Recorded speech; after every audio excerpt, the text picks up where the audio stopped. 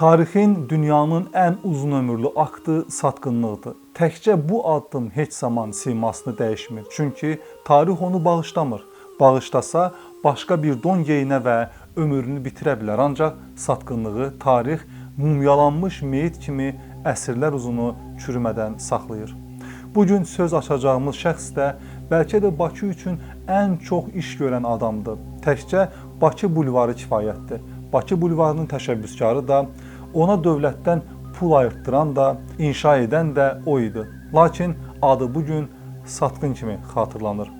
Cümhuriyyətimizdə bir neçə dəfə nazir olmuş dövlət xadimi Məhəmməd Həsən Hacınskini anırıq. Məhəmməd Həsən Rızaquluoğlu Hacınski martın 3-də 1875-ci ildə Bakıda doğulub.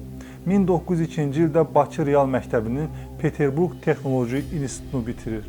Məhəmməd Həsən Hacınski Moskvadan Bakıya qayıdandan sonra şəhər idarəsində memar və idarənin tikinti şöbəsinin rəisi təyin olunur. Şəhərin abadlaşdırılması və yenidən qurulması sahəsində mühüm işlər görür Hacınski. Şirvanşahlar Sarayının qorunması və bərpası da Hacınskinin adına bağlıdır. 1909-cu ildə Bakı Şəhər Dumasının iclaslarının birində şəhər idarəsinin rəisi Məhəmməd Həsən Hacınski çıxış edərək bildirir ki, əhalinin boş vaxtının keçirilməsi üçün şəhərdəki Mixaylovski bağı azlıq edir və günün tələblərinə cavab vermir. Bu təklif çox razılıqla qarşılanır. Şəhər Duması dənizkənarı bulvarın tikintisinə 60.000 rubl ayırır. Bulvarın tikintisinə nəzarəti də Hacınski şəxsən özü edir. Məhəmməd Həsən bəy Pəncərədən daş gəlir mahnısını çox sevərmiş. Keyfinin yaxşı olduğu vaxtında o şövqlə bu mahnını oxuyar, hər zaman Səadətin çağırdığı ömür yoldaşı Səadət xanımsa onu cehizli gətirdiyi oyma naxışlı, şamdanlı fortepianoda müşayiət edərmiş. Hacınski Müsavat Partiyasına üzv olub. Həmçinin Azərbaycan İstiqlal bəyannaməsini imzalayanlardan biri idi. Daha sonra o Azərbaycan Xalq Cümhuriyyəti qurulanda Xarici İşlər Naziri təyin olunur. Tarixdə çox da qeyd olunmayan bir məqam var. İyunun 4-də Hacınski Gürcüstan hökumətinə nota göndərərək Gürcü qoşunlarının Borçalıdan çıxarılmasını tələb edir. 1918-ci ildə Mart soyqırımı ilə bağlı o yaratdığı komissiyada 126 nəfərə qarşı cinayət işi açılır. Paris Sülh Konfransına göndərilən nümayəndə heyətinin tərkibində olan 6 nəfərdən biri Hacınski idi. Lakin 2 aydan sonra Hacınski vətənə qayıdır. Hacınskinin vətənə göndərilməsi o zaman effektiv kommunikasiyanın olmaması ilə bağlı idi. Əlmərdan bəy Topçubaşovun rəhbərlik etdiyi qrup Avropada Azərbaycanın müstəqilliyini tanıtmaq üçün lazım olan resursları və bu barədə informasiyanı paytaxtda məktubla, teleqramla çatdıra bilmədikləri üçün, yəni gec olduğu üçün və həm də tam dolğun informasiya verə bilmədikləri üçün bir növ Hacınskini bir məktub kimi Bakıya yollayırlar. Bu məktubun cavabı isə qara olur. Belə ki, Hacınski Bakıya yollanır və Hacınski Bakıda lazımi missiyanı yerinə yetirdikdən sonra yenidən Parisə dönməli idi. Lakin 1919-cu ilin sentyabrında vətənə gələn Hacınski fikrini dəyişir. Bolşeviklərin Azərbaycana gələcəyini əmin olan Məhəmməd Həsən bəy onlarla əlaqələri möhkəmlətməyi daha doğru qərar olduğunu düşünür. Onun yolunu gözləyən Əlmərdan bəy Topçubaşov və komandası isə elə gözləyərək qalırlar. Fətəli xan Xoyski hökumətinin istifasından sonra yeni hökuməti qurmaq Hacınskiyə tapşırılır. Hacınski isə bolşevikləri də yeni hökumətin tərkibinə daxil eləmək istəyir.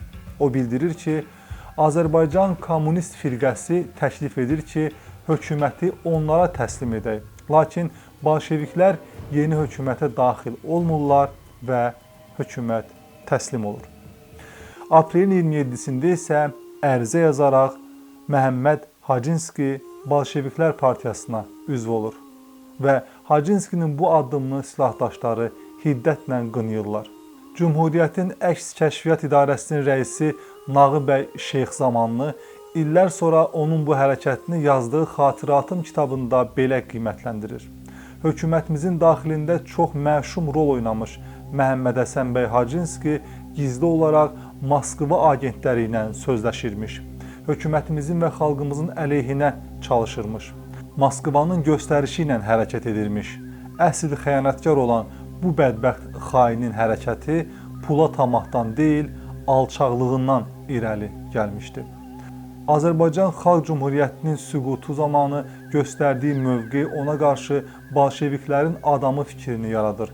Bolşevik işğalından sonra xalq təsərrüfatı sahəsində çalışan Hacınski, Zaqafqaziya Dövlət Plan Komitəsi sədrinin birinci müavini təyin olunur. 1922-ci ilin mayın 8-də ailəsi ilə birlikdə Bakıdakı mənzilindən təkcə oyma naxışlı, gümüş şamdanlı, fortopianonu götürür və Tiflisə köçür. Hacınski Tiflisdə Piroqov küçəsində 8 saylı binada yaşayır. Binanın ikinci mərtəbəsində Hacınskilər ailəsi, üçüncüdə isə Zaqafqaziya Diyar Partiya Komitəsinin birinci katibi Lavrenti Beriya yaşayırmış. Bakıda Nina Bolşevik mətbəəsində çalışmış Vano ləqəbli İvan Struyada yaşayırmış həmin binada. Məhəmməd Həsən Hacınski ona üz tutaraq necə talih məni bu yaramazla bir evə saldı deyə dəfələrlə qonşusu Lavrenti Beriyaya gizli nifrətini bildirir. Həmin yaramaz dediyi Beriya isə günü-gündən qalxırdı və bir müddət sonra qonşusunu həbs etdirdi. Satqınlıqda diqqətdən kənar qalan xırda bir detal var. Bütün satqınlar elə bilirlər ki, satıldığı ünvana yaxşılıq edirlər və bu yaxşılığa qarşı həmin tərəf heç vaxt unutqanlıq eləməyəcək. Alan tərəf isə yaxşı bilir ki, bugün mənə kimisə satan adam sabah məni də kiməsə satacaq. Ona görə də həmin şəxsi istifadə müddəti bitən kimi heç bir xatirəsini əzizləmədən zülmətə vasil edirlər. Tarixən təcrübədən çıxan bu aksiyon Hacınskinin taleyində də eyni rolu oynadı. O, satıldığı cəbhə tərəfindən həbs edildi. 1930-cu ildə 4737, yəni 4737 kod adı ilə. 3 dekabr 1930-cu ildə gecə yaşadığı mənzilində axtarış olunduqdan sonra həbs olunan Hacınski diş tozu, fırça, sabun, dəsmal və Səadət xanımın qızlarının cehizindən çıxardığı qatı açılmamış mələfəni kiçik bir çamadana qoyur, həmişəlik gedir. Həbsdə yatan Hacınski yazdığı məktubların birində ailəsinə belə deyir: "Mənim yazıq yetimlərim, ananızı incitməyin, ona qulluq edin, mənə heç nə göndərməyin, burada hamısı var, pianonu satın, ac qalmayın." Məhəmməd Hacınski həbsdəki işgəncələrə dözməyərək satıldığı düşərgədə 1931-ci il fevralın 8-də həbsxanada mələfədən doğrayıb hazırladığı kəndirlə özünü asır. Hacınski son məktubu ölümündən bir gün öncə yazır və ailəsi ilə vidalaşır. Onlardan onu qınamamağı xahiş edir və özünün təmiz adam olduğunu bildirir. "Mən sizə heç bir dövlət qoymuram, çünki yoxumdur. Mənim dövlətim elə sizsiz. Qardaşınız bacınız, bacınız qardaşınız üçün dövlətdir." İstintaq işində Hacınskinin 1907-ci ildən tanıdığı Orconikidzeyə ünvanladığı məktub da var. Məktubda deyilir: "Tabutdan da sizə yalvarıram ki, mənim əməllərimə işıq tutub, heç olmazsa bu biabırçılıqların azalmasına yardım edəsiniz. Ölüm anında bildirmək istəyirəm ki, mən həqiqətən sizin quruluşa düşmən olsam da, bu hakimiyyət barədə ağzıma gələni danışsam da, əslində açıq və qəti fəaliyyət üçün hər zaman tərəddüd eləmişəm. Odur ki, mənim Sovet hökumətinə qarşı törətdiyim hər hansı bir ziyanlıqdan söhbət gedə bilməz." Məhəmməd Həsən bəyin ölümü həmin gün oğlu Şamillə həbsxanaya baş çəkməyə gəlmiş Səadət xanıma bildirilir. Ərinin cəsədinin qaytarılmayacağını öyrənən Səadət xanım Orconikidzeyə telegram vurur və vida görüşü almağa yardımcı olmasını xahiş edir. Ailəyə meyitlə vida görüşünə icazə verilir. Ertəsi gün meyitlə vidalaşdıqdan sonra ana və oğul mərhumun şəxsi əşyası kimi onlara təqdim olunan xırda çamadanı da götürüb evə qayıdırlar. Onun içindən çıxan mələfədən doğranıb hazırlanmış kəndiri aparıb xəlvətcə vaxtilə elə Tiflisdə qətlə yetirilmiş Fətəli xan Xoyskinin və Həsən bəy Ağayevin də dəfn olunduqları Mirzə Fətəli Axundovun məzarının ayaq tərəfində bastırırlar. Onu nə Cümhuriyyət sevdi, nə SSR, nə də bugünkü müstəqil Azərbaycan.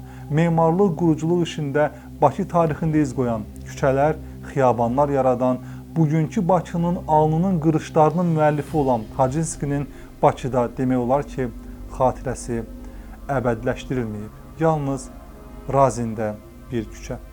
Salamat qalın.